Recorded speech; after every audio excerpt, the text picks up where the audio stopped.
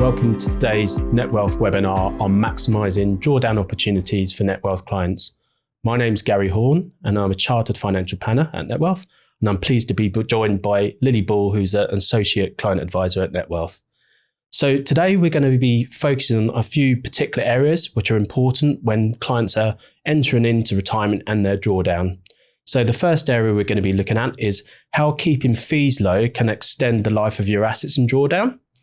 The importance of staying invested and avoiding overcautious investment strategies. Considering pension withdrawals in the light of the estate planning changes from 2027 to pensions. Strategies for different accounts and how to minimise tax you pay over the course of your drawdown. And lastly, we're going to be looking at identifying gifting potential and optimising drawdown efficiency. Many of our clients, when investing, are aware of the need to be looking at how they're best invested in drawdown and the optimization of that. And we're going to be looking at that a bit more later on in this session. But the first area I'd like to focus on, Lily, is the importance of keeping fees low. So how important is it for clients to keep fees low and the sustainability of their assets in drawdown? Yeah, so I think fees is obviously a focus of Netwealth generally, important throughout your investing journey, whether you're at the start building up for your retirement pot or towards the end in drawdown. And we do actually have a slide showing about how that fee difference can sort of compound up over time as well. Where it's important in drawdown really is meaning that your drawdown income lasts a longer period of time. So you might have 10 years, you're going to extend that to 15 years if fees isn't eating away at your returns, or being able to take a higher amount of income than initially thought due to that fee saving. So on this chart here, you can see £1 million invested exactly the same way. The investment strategy hasn't changed, but the difference between the blue line and the grey line is either Netwealth fees or a traditional wealth management fee. So we're only looking at a 1% fee difference between those two lines. And you can really see how that compounds up over time. So after 10 years, that's about £125,000 worth of fee saving, not even investment performance saving, and how that compounds after 20 years to nearly £380,000. So that just being a fee saving for the same service, the same investment performance can really extend the life of your assets in drawdown, exactly as you said, whether that's the income lasting for longer or being able to take a higher amount of income drawdown than you initially thought. Okay, so just a small annual fee saving can make a huge difference over time difference, on a compounded basis. Mm-hmm. So one other particular area is when clients are entering into drawdown or sort of approaching retirement or indeed have entered in, are actually in retirement. One, we realise that's actually quite a sort of a big change in their circumstances, the feeling that they've no longer got the regular income coming in from their paid employment. And so with lots going on in the world, there's obviously can be a tendency for clients to become more cautious and actually hold too much cash than is appropriate for their particular situation. How damaging can that actually be over the long term? Yeah. So cash is an important part of a financial plan. We're not trying to sort of negate that. It is very important to hold a portion in cash for your immediate term needs.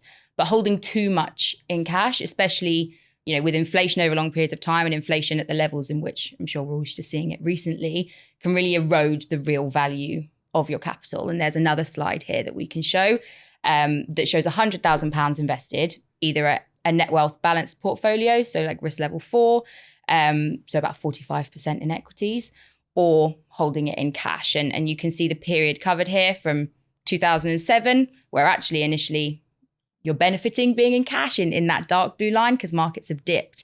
But actually, the real value of your capital by the time you get to the end of that period, and we're showing quite a long period here, the cash of £100,000 is now worth £65,000 or thereabouts. But the invested portfolio has preserved its value when you take into account inflation. So you're not going to need all of your retirement pot on day one or year one. So keeping some of that invested, whilst cash remains an important part to consider, the right balance between the two of them to have the longevity of your assets throughout drawdown is important. Okay, so that I guess that sort of highlights the importance to sort of having a sort of a sound financial plan and Yeah, sort of being exactly, which I invested think will. in the right way over Yeah. the long term. On a similar vein, there's lots going on in the world, lots of uncertainty, and we do regularly see that clients try to dip in and out of markets to sort of market time. So perhaps being more cautious when they're just a bit concerned that, I don't know, a couple of years ago when inflation kicked in, and obviously lots going on in the world now.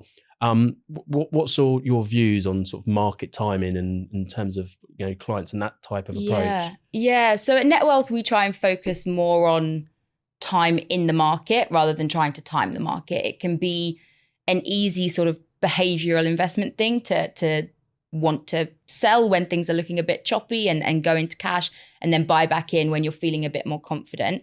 But actually, markets, they are volatile, but they generally increase over time. And I think we show that quite nicely in the slide here.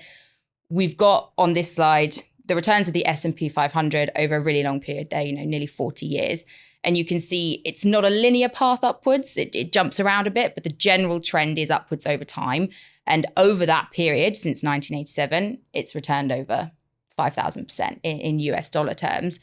But actually, just to show you the impact of timing the market, just missing the top 10 trading days in that nearly 40-year period, you're getting nearly less than half of the same returns just from missing the top 10 trading days over a nearly 40-year period. So climbing that wall of worry, as I said, over time and staying invested throughout the ups and downs can be much better off for your financial plan than trying to dip in and out too much, which is why we would advocate for spending time in the market rather than falling into those sort of traps that psychologically are more comfortable but actually aren't beneficial for your financial plan. Sure. And on a similar vein, what's your sort of what are the pitfalls in terms of clients adopting a sort of too cautious investment approach? Yeah. So particularly as in drawdown or in retirement and drawing down on the portfolio. Yeah, exactly. You raise a really good point. It can be something when you're actually need to draw on your assets and you don't have a salaried income anymore to be relying on for the month to month, and you're just relying on those portfolios. You might, again, fall into another pitfall of an overly cautious investment strategy. And as I mentioned earlier, the retirement pot that you've built up, or pots in various places, you're not going to need all of that day one, year one of your retirement. So keeping it invested or part of it invested, and again, choosing that risk level that might make sense for you and your financial plan is something that the advisors at Netwealth can very much help with. But I think we show it nicely on this slide here, where you've got £250,000 either invested in a balanced portfolio or held as cash, making £18,000 withdrawals from your investment portfolios every year. And again, we've chosen a volatile period to show you here. So from 2007, encapsulating that global financial crisis. And you can see in the blue, it actually makes more sense. It's more beneficial for you to be in cash at the beginning when markets drop. But actually from around 2010 onwards, the additional value of investing, so that dark blue bit showing the additional value, really increases over time. And actually £250,000 held as cash, withdrawing £18,000 a year from 2007 runs out in 2022. But you can see here at the end of 2024, if it's invested in a balanced portfolio, it's still got £75,000 left in it. So more years to be withdrawing, or a higher initial income that you're able to take from those retirement pots. So yes, markets can be volatile. Climb that wall of worry, be invested through that medium to long term, and avoid an overly cautious investment strategy for your retirement pot. And as I mentioned, it's something that we can help Netwealth clients with, sort of discussing risk level and helping them create that financial plan. People tend to like that specifically in retirement, gives them the extra sort of clarity and certainty. So I was wondering if you could touch on now different ways in which sort of Netwealth help clients with financial planning generally, but also specifically for drawdown. Sure. So at Netwealth, there's a whole array of areas which we obviously help clients with. One of them in particular is the sort of retirement strategy. But the particular areas of focus that we actually look at here are basically asset allocation, retirement planning. We can help with pension consolidation, the drawdown strategy, income analysis, pension planning, and one particular key area of retirement planning is our sort of cash flow planning over the long term. So these are the sort of particular areas that we look at. In terms of retirement planning, we can obviously help people to devise the right tax efficient drawdown strategy. And with our wealth projections, usually, well, when we're building a retirement plan for clients, there's quite often dual objectives, and quite commonly it's first and foremost making sure that their own needs can be comfortably met throughout their retirement. But then quite often a secondary objective is looking to pass on wealth to their children. And with our wealth projections, we can, if it's sort of demonstrating at the end of the projections, we typically run them to age 95. If there are assets sort of left that's superfluous to their own requirements, then that can obviously lend itself to estate planning opportunities. And these are things that we can and I think, as I said, sort of providing that extra clarity and certainty when it comes to a retirement plan that people might be looking to access. You mentioned, interestingly, sort of inheritance tax as well as pensions and things like that for meeting your own income needs.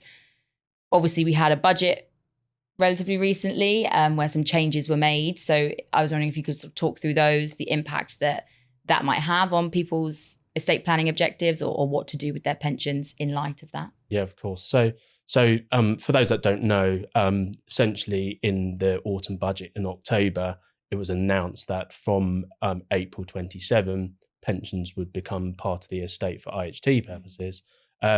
So that could now change the drawdown strategy for clients. That said, pensions remain a very useful tool and one of the key tools for saving for retirement. So you obviously get tax relief when you contribute. There's tax-free growth. You've still got the ability to take 25% as a tax-free lump sum. The one thing that was a big concern for clients was that the lifetime allowance may have been reintroduced, but that's not the case. So the key change for clients now is the consideration for pensions becoming part of the estate for IHT. Now, that's what lots of the conversations we're having with clients at the moment is now around that, with clients with particularly larger estates, larger pensions, and maybe the pension was previously being left purely as an estate planning tool. This clearly is now going to be influencing their whole gifting and potential drawdown strategy and changes. And these are the conversations and the areas of advice that we're currently helping clients with. Yeah, so bringing the pensions more into the financial plan if it was something that was sort of going to be left alone for estate planning, but also looking at pensions as still a great way to be saving for exactly, and again, maybe accelerating their potential gifting strategies, maybe gifting earlier than what they otherwise may have been considering doing. So and I think what would be useful now is to sort of talk through a case study of a client. How would we help them with drawdown and looking at tax efficient withdrawal strategies? That's fine. So when someone enters into retirement, typically or quite often, they may be sort of three different key pots they have. So basically, it might be a pensions, ISAs, and a general investment account, so a taxable investment account. Now, clients can adopt different strategies and draw down in different ways from them, different assets, and can have very different outcomes. So this is one area we're always helping clients to make sure they're being the most tax efficient and making sure their assets last the longest that they can. So in this particular case study, which I'm just going to go through now, we've essentially got Annabelle, who's just age 65 and she's just retired. So she's got £1 million pot. She's going to take tax-free cash from her pension, so the £1 million pension. That tax-free cash of 250,000 is then going to be reinvested into the general investment account, and she's going to invest across the whole portfolio, so the pension and the general investment account at the a risk level 5. So basically a balanced portfolio, broadly 60% equities, 40% bonds, and some cash. Now, her objectives are essentially to produce an annual expenditure or monthly expenditure of $3,500 a month. Okay. And that's her primary objective. And what she would then like to do in terms of her passing on wealth objective is to leave as much residual wealth to her children. Okay. So like you mentioned, those dual objectives and being able to help with that's both. right. And so sometimes they can be, slightly competing, and that's where you have a conversation with the client and to discuss what is matters most to them. So first of all, I'm going to run through one of our projections just to show you what that actually looks like. Okay, so in this first wealth projection, so just as a reminder, we generally run our wealth projections to age 95. That's just to ensure that the client can comfortably meet their own needs throughout their retirement. In this first scenario, what we've got here is Annabelle taking her monthly requirement, net requirement of $3,500 a month. Okay, but what she's actually doing is drawing down on the general investment account and ISA in the first instance. She does that in its entirety until those assets are exhausted. Once they are, she then starts to draw down on the pension. Okay. Now, in this particular scenario, what you can see is at the end of the projection on average growth assumptions, which is the white line in the middle. Yep. Okay. She's then got just over 690,000 remaining in the pot, which she can pass on to the children. Okay. So that's the first scenario. Okay. In this second scenario, we're just going to slightly tweak the investment strategy. Okay, or the drawdown strategy, I should say. So what Annabelle does here, she's now starting to draw a small amount of income such that she's using her basic rate band by drawing down on the pension. She then supplements her requirements by drawing the rest, the remainder of the shortfall from the general investment account and subsequently ISA. Now, you can see at the end of this projection, rather than 690,000, she's now got 980,000 plus left at the end.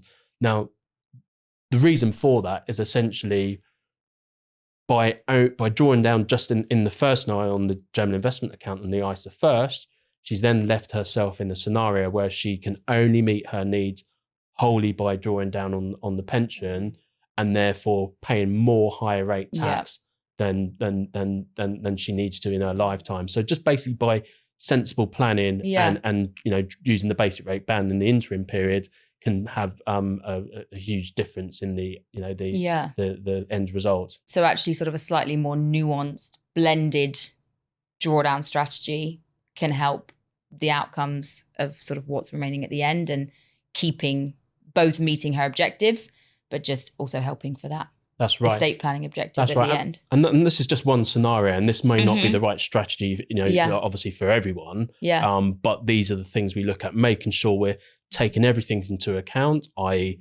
various income sources, state pensions, maybe some rental income, and building the right plan to optimize the strategy for them in retirement. Now, flipping that back over in terms of back into discussion around estate planning opportunities, the fact that pensions now or will be from April 27 subject to IHT, that again adds another layer of consideration that the client must take in terms of does it change the drawdown strategy? So whereas maybe previously leaving the pension, never going to touch it in their lifetime, completely being left for the children, that may no longer be the right thing, and it might be that they actually draw some more income from the pension or certainly consider gifting more assets, either potentially from the general investment account or ISA or indeed other assets outside of the sort of the invested portfolio. So so these are all the areas, and as I say, the biggest or the most common conversations we're having at the moment are around those changes regarding pension change, IHT changes in pension. So, and I think there's a lot of sort of drawdown considerations to be looking at and be making in light of the new rules. And like Gary mentioned, talking to clients specifically about their specific circumstances. So if anybody would like to get in touch with Netwealth about discussing your specific requirements, then please do. But yeah, interesting content and lots covered today. But do get in touch if you have any questions.